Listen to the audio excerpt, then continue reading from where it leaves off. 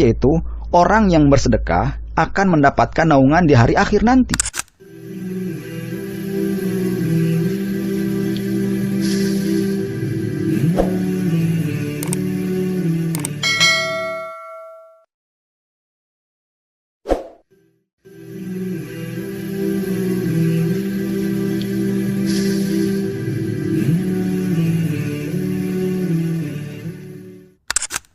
Assalamualaikum warahmatullahi wabarakatuh.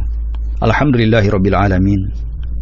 Wassalatu wassalam ala nabiyina Muhammadin wa ala alihi wa sahbihi wa man tabi'ahum bi ihsanin ila yaumiddin. Tsumma amma ba'du. Saudaraku kaum muslimin rahimakumullah.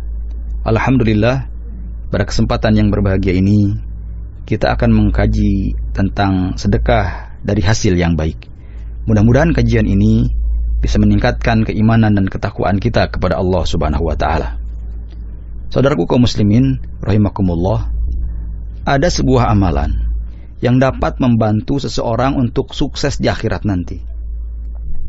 Walaupun mungkin di dalam pandangan kita perbuatan ini dianggap remeh ataupun kecil, yaitu bersedekah dari yang kita miliki, walaupun hanya 5.000 atau 10.000 rupiah setiap bulannya atau di setiap harinya, yang kita belanjakan, kita sedekahkan untuk fakir dan miskin. Karena sungguhnya setiap kita termasuk orang-orang yang senantiasa berbuat dosa dan kesalahan kepada Allah Subhanahu wa taala. Dan tentunya dengan sedekah itu bisa memadamkan kemarahan dan kemurkaan Allah Subhanahu wa taala kepada kita. Saudaraku kaum muslimin rahimakumullah, maka letakkanlah sedekah kita di tangan orang-orang yang miskin. Dan jika kita sudah meletakkan sedekah kita di tangan orang-orang miskin tersebut, maka lihatlah pandangan mereka kepada kita. Lalu apa kedudukan kita di hadapan Allah Subhanahu wa taala? Suatu ketika Nabi Muhammad SAW pernah berkata kepada sahabatnya, yaitu Mu'adz ibn Jabal. Beliau mengatakan, "Wahai Mu'adz, apakah kamu mau aku tunjukkan pintu-pintu kebaikan?" Tentu saja pintu-pintu kebaikan sangat banyak. Tapi Rasulullah SAW ingin menunjukkan paling tinggi dan mulianya pintu kebaikan yang satu ini. Lantas Rasulullah SAW kembali bersabda, puasa itu adalah benteng, dan sedekah itu dapat menghapuskan dosa seperti halnya air yang memadamkan api, dan salatnya seorang di malam hari. Kemudian Rasulullah SAW membaca ayat dari surat As-Sajdah, ayat ke-16 dan ke-17. A'udzubillahi minasyaitonirrajim. Bismillahirrahmanirrahim. Tatajafa junubuhum anil madaji' yad'una rabbahum khawfan wa tama'a wa mimma razaqnahum yunfiqun fala ta'lamu nafsum ma ukhfiya lahum min qurrati a'yun jazaa'an bima kanu ya'malun. Yang artinya, lambung mereka itu jauh dari tempat-tempat tidurnya, sedang mereka berdoa kepada Rabb-nya dengan rasa takut dan penuh rasa harap, serta mereka menafkahkan sebagian dari rizki yang telah kami berikan kepada mereka. Seorang pun tidak mengetahui apa yang disembunyikan untuk mereka, yaitu bermacam-macam nikmat surga yang menyedapkan pandangan mata, sebagai balasan terhadap apa yang telah mereka kerjakan. Saudaraku kaum muslimin rahimakumullah, sedekah dari hasil yang baik, dari hasil yang dihalalkan oleh Allah Subhanahu wa taala, akan membuahkan amal soleh yang sangat berkualitas, yang dampaknya juga akan dirasakan di dunia ini. Bahkan Nabi Muhammad SAW membacakan ayat yang berisi perintah yang sama pada para rasul dan orang-orang yang beriman.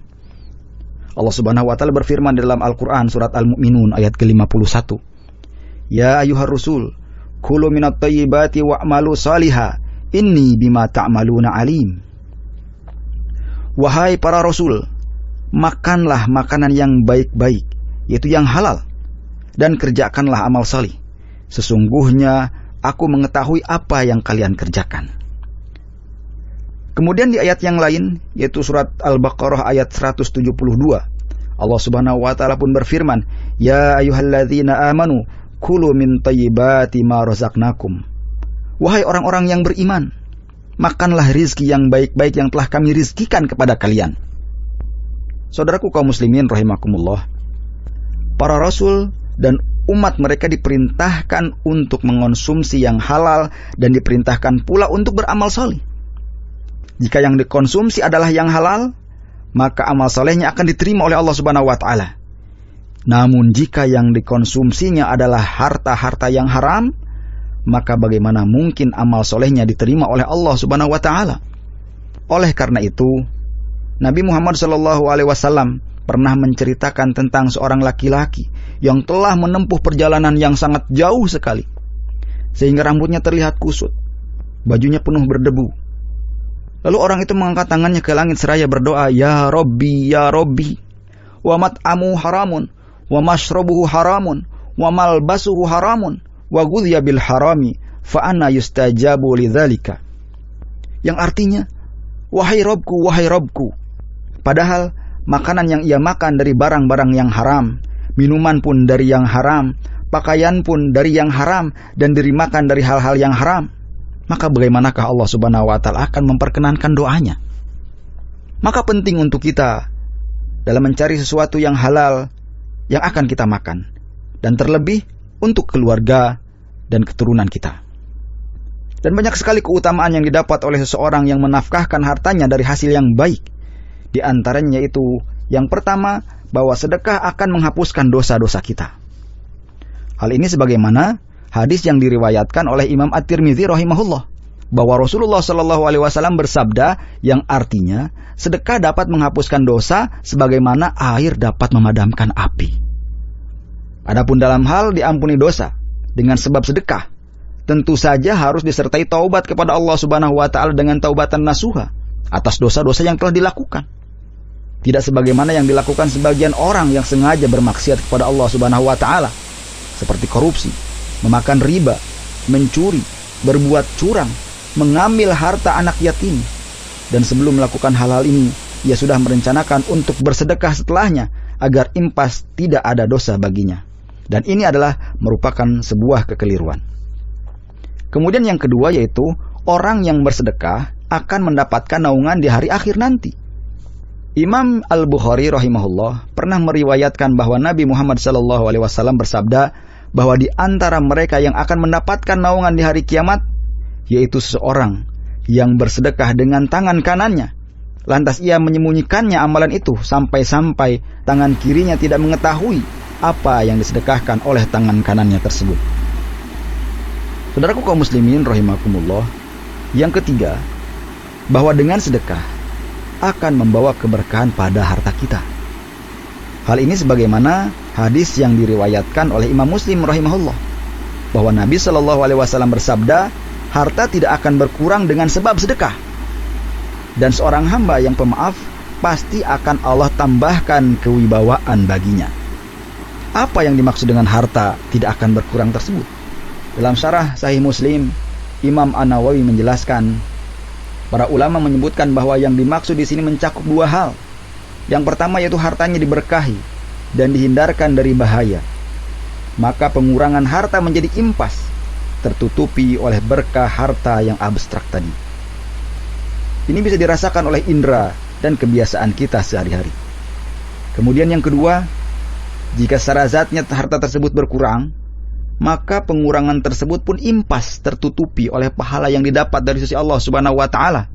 Dan pahala ini dilipat gandakan sampai berlipat-lipat kali banyaknya. Saudaraku kaum muslimin rahimakumullah, dan Allah Subhanahu wa Ta'ala pun akan melipat gandakan pahala orang-orang yang bersedekah. Allah Subhanahu wa Ta'ala berfirman dalam Al-Quran surat Al-Hadid ayat ke-18, A'udzubillahi minasyaitonirrajim, Innal musaddiqina wal musaddiqati wa aqradullaha qardan hasana yudha'afu lahum wa lahum ajrun karim. Dan Allah Subhanahu wa Ta'ala akan melipat gandakan pahala orang-orang yang bersedekah di jalan Allah Subhanahu wa Ta'ala. Dalam hal ini Allah Subhanahu wa Ta'ala berfirman di dalam Al-Quran surat Al-Hadid ayat ke-18, A'udzubillahi minasyaitonirrajim, Innal musaddiqina wal musaddiqati wa aqridullaha qardan hasana yudha'afu lahum wa lahum ajrun karim. Yang artinya, sesungguhnya orang-orang yang bersedekah, baik laki-laki maupun perempuan, dan meminjamkan kepada Allah Subhanahu wa Ta'ala dengan pinjaman yang baik, niscaya Allah Subhanahu wa Ta'ala akan lipat gandakan ganjaran bagi mereka itu. Dan bagi mereka adalah pahala yang sangat besar di sisi Allah Subhanahu wa Ta'ala. Demikianlah pendengar rahimakumullah, materi kajian kita kali ini. Mudah-mudahan bisa memberikan manfaat untuk kita semua. Wallahu ta'ala alam. Wassalamualaikum warahmatullahi wabarakatuh.